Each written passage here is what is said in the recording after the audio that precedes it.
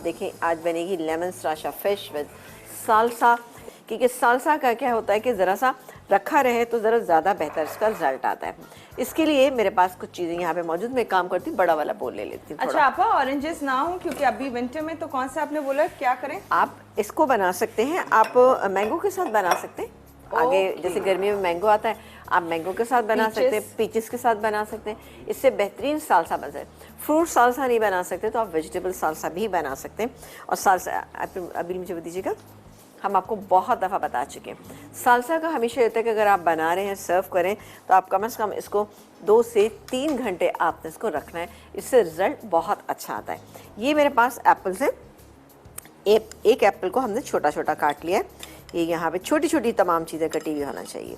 अगर आपके पास मैंगो है या पीचेस हैं वो भी आपने इसी तरह से काटने।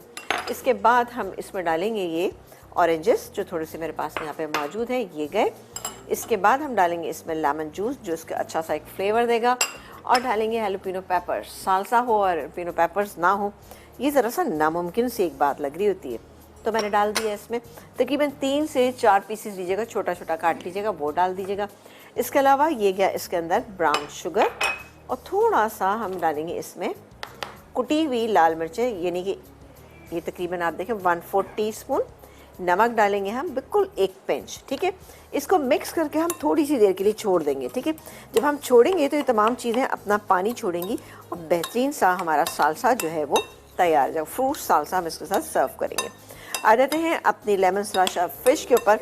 उसकी मैरिनेशन में हम क्या कुछ डाल लें ये आपको हम बताते हैं। चलें जी, इसको हम रख देते हैं। इसमें जो इंग्रेडिएंट जाएंगे, ये फ़िश है मेरे पास, फ़िश है ½ kg। इसमें डालेंगे नमक जायके के मुताबिक, जो तकरीबन जाएगा ½ टीस्पून से थोड़ा सा ज़्यादा। फ़िश में हमेशा नमक की मिकदार को कम रखिएगा। इसके अलावा हम डालेंगे काले मिर्चें, पिसी हुई डालें, कुटी हुई डालें, up to you. Lemon juice ये जाएगा तकरीबन 2 टेबल स्पून। क्रश किया हुआ लहसुन तकरीबन 2 से 3 जवे आप ले सकते हैं, ये चला गया इसमें।